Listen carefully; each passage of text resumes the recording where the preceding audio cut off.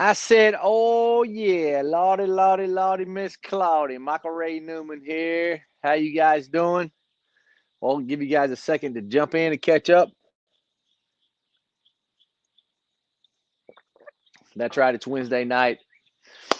Shuffle Gang, LFI. What's going on? Michael Ray Newman here. Mindset of a Champion Training. I'm coming to you live deep in the heart of Texas. I know a lot of you guys are going to catch this later. We are going live on all of our platforms, whether you're joining us from your Facebook page or from the YouTube channel or from StreamYard. Comment, say hello. How you guys doing? Edwin Britt and I come to you guys live every Wednesday here for about 6 or 7 months now. 8 months. Shoot, it's been a long time. So we appreciate everybody jumping in. And I am for sure coming to you live tonight here deep in the heart of Texas. And it has been rainy and cloudy, but it's just such a beautiful evening. Finally, we got a break in the weather. So just wanted to stop in and say hello. Edwin Britt, the one and only from North Carolina, is on a well-needed vacation this evening. So I'm going to be talking to you guys. I'm going to talk to you just a few minutes on one of our chapters of Mindset of a Champion that we have done virtually, in our master class is about to be released for the first time within the LFI Shuffle team on our ambassador program, which is going to be released pretty quickly here. As a lot of you guys know that Guy and ER are the founders. All you know that, but a lot of you know that Guy has just had a little baby, so he's been a little bit of hiatus, and we're waiting for him to come back. It's his baby as far as this program that the ambassador program that we're launching. But I just wanted to step in tonight. I'm going to share a few minutes with you of one of our chapters of Mindset of a Champion, and it's about even the best laid plans. What up, Guy? How you doing? I just told him about the baby girl. I know you've been sharing pictures, and I almost let the cat out of the bag a couple weeks ago, Guy, but I did not. So you guys, I know you guys talked about it and released it to the public. So I talked about the baby, and we're going to smoke a big old cigar pretty soon, brother. Thanks for jumping in during the live tonight. And like I said, Edwin Britt is on vacation right now, but I wanted to come to you tonight. We've been talking about your business and what your business looks like in the 5 areas of business that you can control, and what we try to work towards every night. And it's really simple. The brand, which is the marketing, your brand alignment. Does everything align with what you say, from the way you answer the phone to what you post on social media, to how your message is translated to your operations. Operations is the second one. And then sales program. And then your cash flow, which is your accounting. And then the last one, which is not the most least one, but I put it in the back end, it's called leadership. We talk a lot about that too. But the reason we put leadership at the end and not at the front, because it's a servant mentality, and that's what Guy and ER have as well. And that's why we talk about leadership in the end. But I've been talking about those. Edwin and I have been talking about the 5 areas of business the last few months, and how you need to plan and prepare. And then you have to evaluate your plan. But even the best laid plans of mice and men go awry. You've heard that quote probably. Even the best laid plans of mice and men go awry. And it's the very 1st of June, 6 months into a 12-month year. And the reason we have this talk every year at this time with our master class, we always come in about 6 months and talk about even the best laid plans suck. Even the best laid plans fall apart. That's what we talk about every time at the very 1st of June, because we've been working. We took the very first part of the year. A lot of people, they set their goals and they had their plan. And this is what it's going to look like. And they talked about it. And it looks so pretty. I talk about my very first budget when I just gotten married, and we were just trying to pay the light bill, buy diapers. We did things a little bit backwards, which I'll tell you a little bit about my story later. But so we had a baby, and we just gotten married, and the baby was there, and I just thought, okay, if I could just hit my forecast. And we talk about forecast, projection, and goal, which if you spend any time with us, we talk about those 3 things when we set our goals. Forecast, it means this. It means if everything goes wrong, what can I do just to pay the light bill? What do I have? I can make sure that my wife's taken care of, make sure my child's taken care of. That's where this came from. Projection is some things go good, some things go bad, but like it's supposed to. The economy holds. I sell what I'm supposed to sell. I can generate what I'm supposed to generate. My team that I recruit, my leadership skills are intact. Here's what we're going to do, and that's going to be good. We can build on this. This is a foundational piece in the middle. But the goal is this. Oh, man, what happens if everything was just right? What happens if I catch lightning in a bottle? What can I do this year, this moment, this time? Well, 6 months into the year, a lot of times we go through this because what we found, a lot of people that we coach and we work with, is that they start going through the motions about February 2nd. Because what happens on February 2nd? They realize that their goal, which a lot of people only set one goal, and that one goal is this. Oh, I'm going to do this. And as soon as they realize they're not going to be able to get it, what do? They back off, they quit, they put it on cruise control, they lose focus, they start going through the motions spiritually, mentally, and physically. They just go through the motions.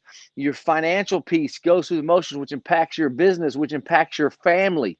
So what we do is pick them up early, start working on this forecast, this projection, this goal, and it gives you the opportunity to bounce back and forth. This month, I might be on track just for my forecast. That's okay. I might be on track next month for my projection. And 1 or 2 months, I might be on track for my goal. So we're able to evaluate as we go along in real time. And a lot of times when people get to June, they've given up. They're just going through the motions all together. And this should be the best part of the year. We got summer coming. We got vacations coming. Instead of going, I'm dreading vacation. I saw something today about a family saying, who's going to ruin our vacation? It was 4 people. It was 2 daughters, a wife, and a dad. And they all pointed at the dad is going to ruin the vacation. And they privately said this on camera, and then they put it out to the world. I think dad's going to ruin this vacation because he's going to get frustrated because we're not hurrying up enough and I'm not doing what I'm supposed to be doing. The other one, I think my dad's going to ruin this vacation because he's going to think he's spending too much money on this trip and it's taking too much time away from his work. And the third one is the wife, and she comes up, she goes, hey, I'm the mom. I think our husband, I can't remember his name, Mike maybe, said well, he's going to ruin the vacation because he's going to lose patience because he feels like he needs to be home working. Bam. Why is that? That's not life by design. That's because he is already punted on this year. He's already realized, I planned this vacation way back in the last summer. I planned this vacation. And guess what? I started working this year and then things started going wrong. All of a sudden, there's a bunch of pressure at work, which, by the way, at the end of the day, at the end of your life, nobody is going to be sitting around the donut shop with all your buddies and going to be talking about what you did in Q1 of 2021. Nobody's going to be talking about that. Man, do you remember when I hit my goal and my projection that I was supposed to hit back in 2021? Remember that in the second quarter? Nobody's going to be talking about that, by the way. Dad, that's going to ruin the vacation. And why so many times it falls on the dad in the family dynamic is if there is a family intact, because the dad is the provider a lot of times. Well, think about you and your business, whether it be multi-level marketing, whether it be direct selling, whether it be small entrepreneur, which a lot of this group here that you guys have is that. You're the leader, you're the dad, you're the head of the family that's, bringing home the bacon and frying it up in the pan. A lot of moms, and never forget, you heard that commercial, right? Remember that back in the day? So what happens is we put this pressure on ourselves. And when it's not coming to pass, even though the family dynamic, your team below you, your customers may not know it, but you're not hitting your goals. You're not hitting your benchmarks that you need to hit. When that happens, confidence goes down. Pressure goes up. What's what we talk about? Because of the fact you get away from one thing only, a process. And the process is trust. When you get away from the trust process, or whatever process you fall back on, and you guys know that's what we go by. And I didn't realize I validated this 5 or 6 years ago, that trust is what we think about. Think, plan, prepare, relate, understand, uncover the need, and offer a solution, take massive action. That's the process. But here's something I just realized this year as jumping back into a company that I've owned for over 30 years, hadn't had to run it for 30 years, our construction company. I had to jump back in and start running it again. Is that there's a standard that the process builds. I want you guys to back this up for just a second, because it's June and a lot of your plans have gone away already this year. The way things were supposed to go have went to crap. A lot of things we were supposed to achieve, we are realizing we're not going to do it, and that creates stress, anxiety, and pressure in what's going to happen the rest of the year. I'm going to tell you something. You've got to keep swinging. If you have a path, if you have a process that you follow, which lets you do one thing and one thing only, it's a foundational path, and that lets you keep the standard of which we have set. All right, let me just think about that. I want you guys to think about this for a second. The standard is what the process allows you to build. What does that mean? I had one of my project managers on a construction site come in the other day, and he's like teaching our young kids, teaching this young crew that we had. He said, listen, guys, that does not meet our standards. This does not meet our standards. They're like, oh my gosh, well, what are standards? They don't even know that. They're brand new. And a couple of them are not brand new to the industry, but they're brand new to what how we do business. A lot of guys, there's two guys on that crew that have been in the business for 10 years.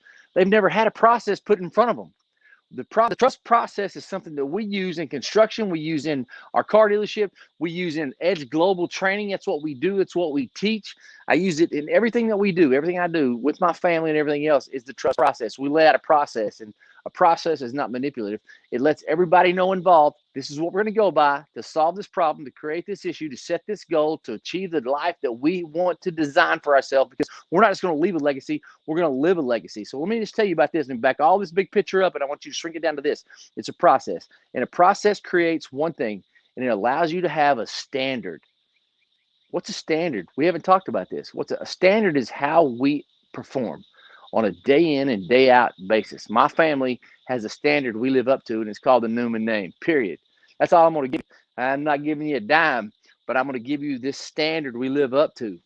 That's what it is. A process: think, plan, prepare, relate, uncover the need, offer a solution, take massive action, every single area of your life, whether it be spiritually, mentally, or physically, personally, your family, your career, whether it be at school or your career, or it might be financially, which is a big part of what we're allowed to do. All the cool things we're able to do is because of how hard we work. But this process creates a standard. Newman Construction of Texas, which is my construction company, this guy told this new crew, it was awesome. He told it to him this week. He said, guys, that doesn't live up to our standard. There's more than one way to do something. There's more than one way to lay trim. There's more than one way to put down tile. But we have to do it according to our what? Our standard. Are you creating a standard of living for yourself, for your family? More importantly, you. What's your standard that you have to live up to when nobody's watching? That's what I want to ask you guys this afternoon. What standard are you living up to? When you get out of bed and your wife's not watching, your kids aren't watching, your husband's not watching, your mom and dad aren't there, the people that work for you aren't watching. Good evening, how you doing? I can't say it says your Facebook, you're not registered, but good, thanks for stopping in, everybody. What's the standard that you hold yourself to? And do you hold yourself to a different standard when people are watching? To when nobody's watching? And what does that mean? Does that mean that I don't just like fall out and break down? Because people say, oh man, dude, do you really only sleep 4 hours a night? But that's just my standard, or what and expectations that you set for yourself. When people aren't watching, what are you doing? It's June. The year's half over with. Some things you've hit.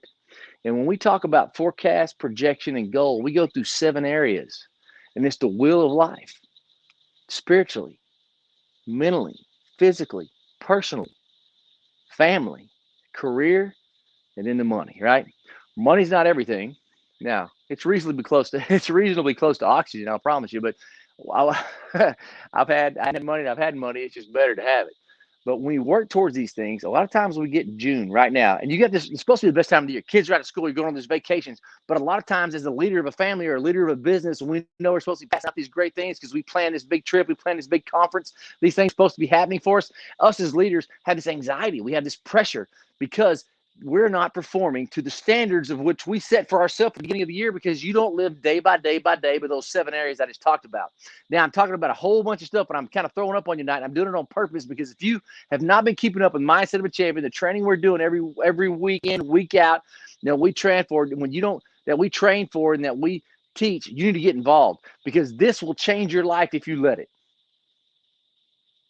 This will change your life if you let it. It's a process that you can live by that allows you and your family and your team and your business to level up in every single area of their life.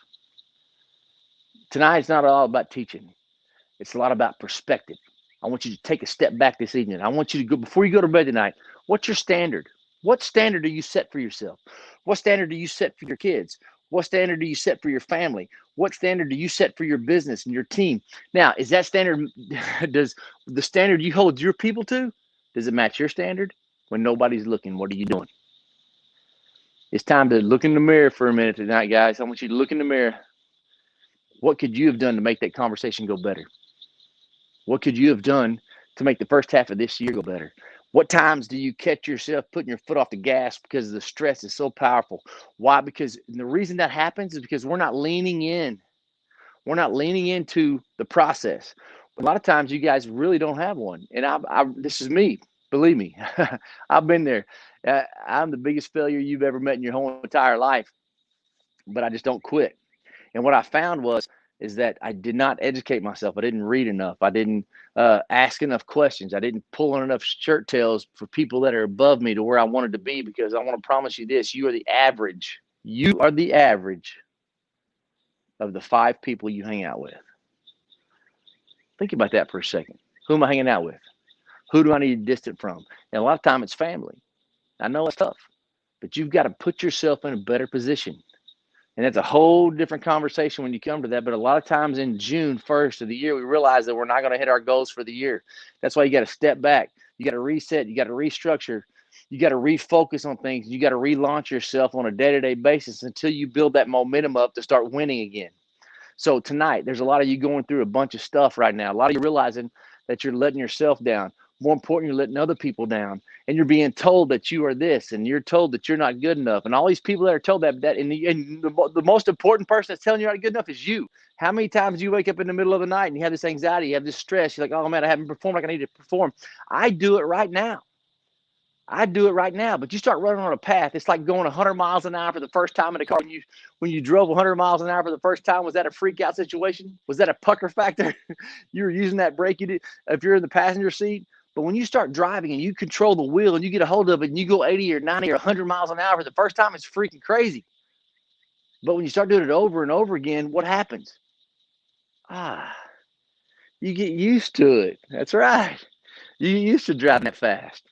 You look down, you're like, oh, bro, I'm already going 110, 115. It's because you've learned the process. But more importantly, the process teaches you how to live up to the standard. So tonight, it's about creating a standard for you to live up to.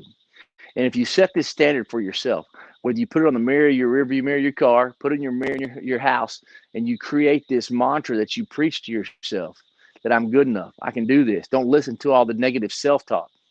And it's not about being positive at it. It's not about having a positive attitude. It's about having the right attitude.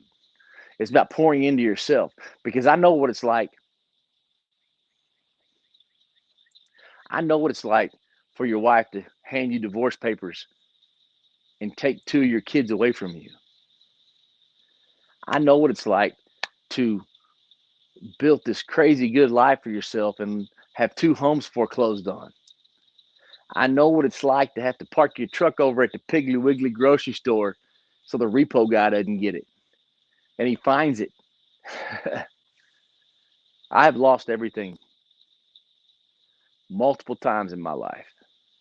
I've been in June seasons where I set this expectation for myself, and I'm going to win. I'm going to do all this great stuff. But what happened was when I took off, boom, I crashed halfway through. Why? Because I didn't have a process, number one. And I didn't have the standard that I held myself up to because of the process. Now, that wife that served me divorce papers, I was in my late 20s. I actually got that young lady back. I've been able to get all my children back. I've been able to design a life. And I'm not just leaving a legacy. I'm going to be able to live my legacy. And I have been living my legacy because my time is not done. I have a lot more to do. Now we enjoy a lot of really cool stuff, because this is the fact. I want you guys to understand this right here. Thank you guys for watching and hanging in there. I'm about to wrap it up. Every person here right now, the struggle is real. Don't kid yourself. I don't care. You got to prepare to be successful. You're going to fail, but you have to prepare to be successful, because when you get that success, you got to be able to handle it, because God has given us this, and this alone, in my opinion. He's put these seeds of greatness in us. Everybody has them. It's up to us to cultivate those seeds, because you're engineered for success. We're designed for accomplishment. We're endowed with the seeds of greatness. But God doesn't make us great. He just lays the plan down. He just lays the path out. It's up to you. How much pain are you going to go through? A lot of you right now are in your June of your season of your life or your decade or your family or your career or your relationship. We're in June. We're halfway through, and we realize that this is not what we thought it was going to be. This is not what we planned. And you got one or two choices. You can quit or you can move forward. Satisfaction or regret. I don't have regret for the things I've failed at and tried. The regret I had is getting in the middle of it, going through the pain and quitting. Because right now there's pain. We already have the pain. Why don't quit? Get a reward for it. Right now it hurts. A lot of times we're in the June of a season of something we're going through. We're in the halfway point and we're like, oh man, this hurts. It sucks. I hate it. I don't want to do it anymore. And I quit.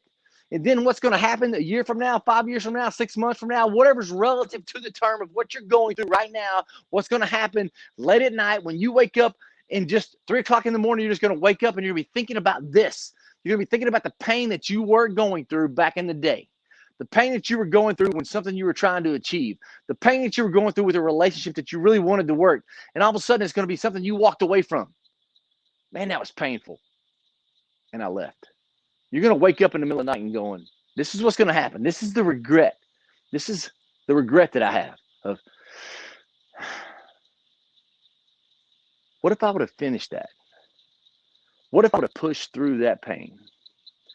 What if I would have let myself evaluate where I was in that moment, attitude moment, and leaned into the process to hold myself to a standard and stayed with it?